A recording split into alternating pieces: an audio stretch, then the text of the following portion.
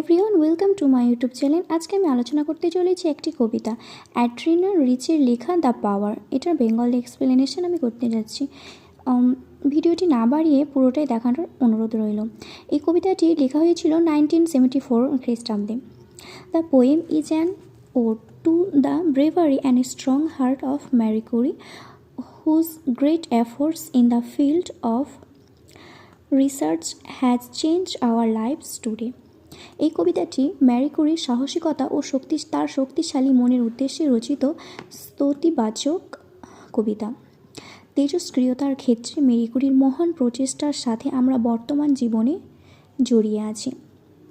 অ্যাড্রিন rich একজন প্রতিক্রিয়াশালী নারীবাদী হওয়ার কারণে তার এই কবিতাটি উৎসর্গ করেছেন ম্যারি ক্যুরির প্রতি, তার পরবর্তী প্রজন্মের মানুষের জন্য উন্নত জীবনযাত্রা সৃষ্টির জন্য, তার হার না মানা প্রচেষ্টার জন্য।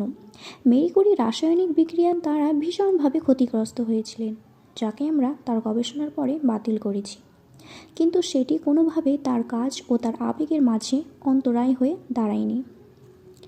Today I was reading about Marie Curie. She must have known that she suffered from radiation sickness as her body, battered for years by the element. She had purified